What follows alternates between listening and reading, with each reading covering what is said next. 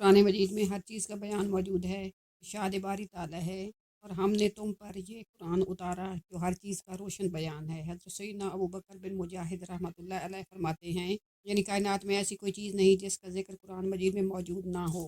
حضرت عبداللہ بن عباس رضی اللہ تعالیٰ عنہ فرماتے ہیں، اگر میری اونٹ کی رسی گم ہو جائے ضرور میں اسے کتاب اللہ میں پالوں گا۔ الغرض یہ کہ قرآن مجید میں تمام چیزوں کا علم ہے، لیکن ہماری عقلیں اسے سمجھنے سے قاصر ہیں۔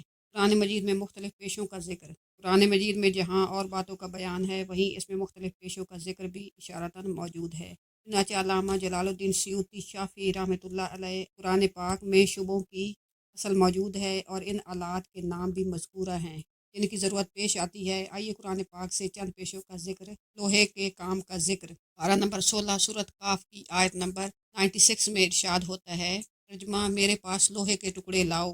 آیت کریمہ کا پس منظر کچھ اس طرح ہے کہ دنیا میں گزرنے والے 4 بڑے بادشاہوں میں سے حضرت سیدنا سکندر ذوالقرنین رضی اللہ تعالیٰ عنہ کے دوران سفر ایک قوم سے ملاقات ہوئی تھی جو یاجوج ماجوج کے فسادات اور ان کی شرارتوں سے تنگ آ چکی تھی۔ انہوں نے آپ سے ایک دیوار بنانے کی درخواست کی تھی تاکہ یاجوج ماجوج ان کے پاس آ کر انہیں تنگ نہ کر سکے۔ چنانچہ آپ نے دیوار بنانے کے لیے ان سے کہا، میرے پاس لوہے کے ٹکڑے لاؤ۔ جب وہ لے آئے تو ان کے بعد ان سے بنیاد کھدوائی۔ جب وہ پانی تک پہنچی تو اس میں پتھر پگھلائے ہوئے تانبے سے جمائے گئے اور لوہے کے تختے اوپر نیچے چن کر ان کے درمیان لکڑی اور کوئلہ بھروا دیا اور آگ دے دی۔ اس طرح یہ دیوار پہاڑ کی بلندی تک اونچی کر دی گئی اور دونوں پہاڑوں کے درمیان کوئی جگہ نہ چھوڑی گئی۔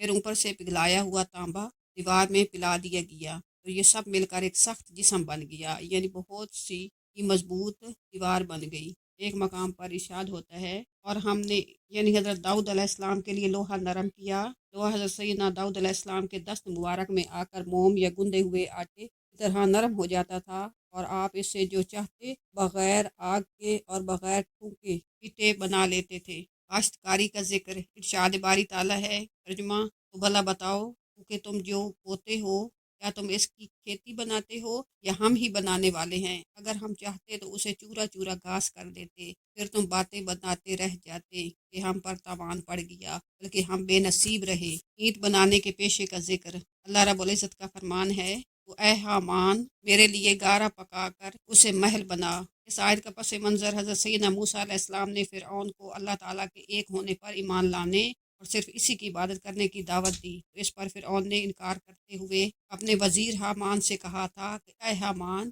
میرے لیے آگ پر گارے کی اینٹ تیار کرو اور ایک انتہائی اونچا محل بناؤ، شاید میں موسیٰ کے خدا کو جانگ لوں۔ دراصل فرعون نے یہ گمان کیا تھا کہ معاذ اللہ اللہ پاک کے لیے مکان ہے اور اس کا کوئی جسم ہے جس تک پہنچنا اس کے لیے ممکن ہے، اس لیے اس نے حامان کو عمارت بنانے کا حکم دیا۔ چنانچہ حامان نے فرعون کے حکم پر عمل کرتے ہوئے ہزارہ کاریگر اور مزدور جمع کیے، اینٹیں بنوائیں اور تعمیراتی سامان جمع کر کے اتنی بلند عمارت بنوائی کہ اس وقت دنیا میں اس کے برابر کوئی نہ تھی۔ کہتے ہیں کہ دنیا میں سب سے پہلی اینٹ بنانے والا حامان ہے، یہ صنعت اس سے پہلے نہ تھی۔ زیور بنانے کے کام کا ذکر۔ ارشاد باری تعالیٰ ہے، اور موسیٰ کے بعد اس کی قوم اپنے زیوروں سے ایک بچڑا بنا بیٹھی، بے جان کا دھڑ گائے کی طرح آواز کرتا۔ اس آیت کا پس منظر حضرت سیدنا موسیٰ علیہ السلام جب اللہ پاک سے کلام کرنے کے لیے کوہ طور پر تشریف لے گئے تو آپ کے جانے کے 30 دن بعد سامری نے بنی اسرائیل سے وہ تمام زیورات جمع کر لیے جو انہوں نے اپنی عید کے دن قبطیوں یعنی فرعون کی قوم سے استعمال کی خاطر لیے تھے۔ فرعون چونکہ اپنی قوم کے ساتھ ہلاک ہو چکا تھا، اس لیے یہ زیورات بنی اسرائیل کے پاس تھے اور لوگ سامری کی بات کو اہمیت دیتے اور اس پر عمل بھی کرتے تھے۔ سامری چونکہ سونے کو ڈھالنے کا کام کرتا تھا، اس لیے اس نے تمام سونے چاندی کو ڈھال کر اس سے ایک بے جان بچڑا بنا لیا اور بنی اسرائیل اسے پوجنے لگے۔ شیشے کے کام کا ذکر۔ ارشاد باری تعالیٰ، سلیمان نے فرمایا یہ تو ایک چکنا صحن ہے شیشوں جڑا۔ اس آیت کا پس منظر ملکہ بلقیس حضرت سیدنا سلیمان علیہ السلام کے پاس آئیں تو ان سے کہا گیا کہ صحن میں آ جائیں۔ اس صحن کے وسط میں حضرت سیدنا سلیمان علیہ السلام تخت پر جلوہ افروز تھے۔ وہ صحن شفاف شیشے کا بنا ہوا تھا اور اس کے نیچے پانی جاری تھا جس میں مچھلیاں تیر رہی تھیں۔ ملکہ بلقیس نے جب اس صحن کو دیکھا وہ سمجھی کہ یہ گہرا پانی ہے، اس لیے انہوں نے اپنی پنڈلیوں سے کپڑا اونچا کر لیا تاکہ پانی میں چل کر حضرت سیدنا سلیمان علیہ السلام کے پاس آ سکے۔ اس پر حضرت سیدنا سلیمان علیہ السلام نے ان سے فرمایا تھا، یہ پانی نہیں بلکہ یہ تو شیشوں سے جڑا ہوا ایک ملائم صحن ہے۔ सूत काटने के काम का जिक्र कुरान मजीद में है।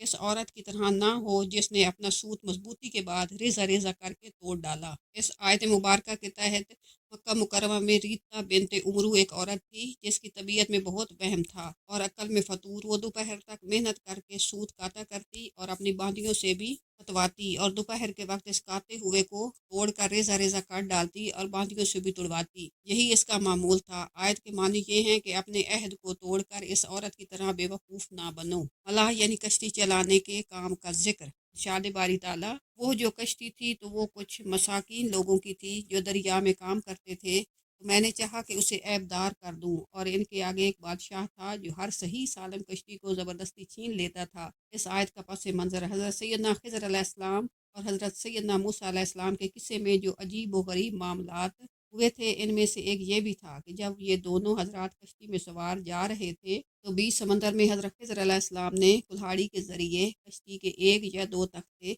इस तरह से उखेड़े कि पानी कश्ती में ना आए। फिर आपने अपने इस फेल की हकीकत पर पर्दा उठाते हुए इसकी हिकमत ये बयान की कि इस उखेड़ने से मेरा मकसद कश्ती वालों को डबो देना नहीं था, बल्कि इसकी वजह यह थी कि वो कश्ती 10 मसाकिन भाइयों की थी। इनमें 5 तो अपाहज थे जो कुछ नहीं कर सकते थे और 5 तंदुरुस्त थे जो दरिया में काम करते थे और इसी पर इनके रोज़गार का दारोमदार था। आगे एक बादशाह था और उन्हें वापसी में इसके पास से गुजरना था।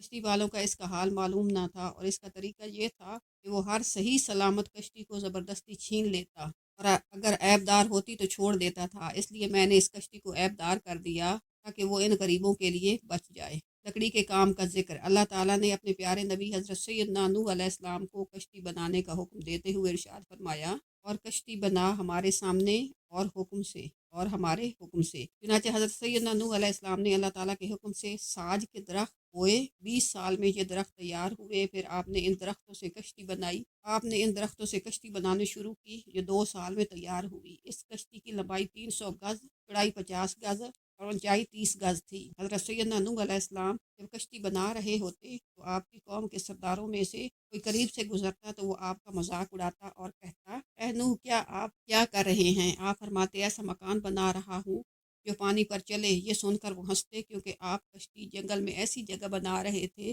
जहाँ दूर दूर तक पानी ना था। और वो लोग माअज़ल्लाह मजाक के तौर पर ये भी कहते थे कि पहले आप नबी थे, अब बढ़ी हो गए। प्लीज़ लाइक करें, सब्सक्राइब करें मेरे चैनल को। अल्लाह ताला आप लोग को खुश रखे, अपनी दुआओं में याद रखें। अल्लाह ताला आपका हामी और नासिर। जज़ाकल्लाह खैरन कसीरा फिद दुनिया वल आखिरा।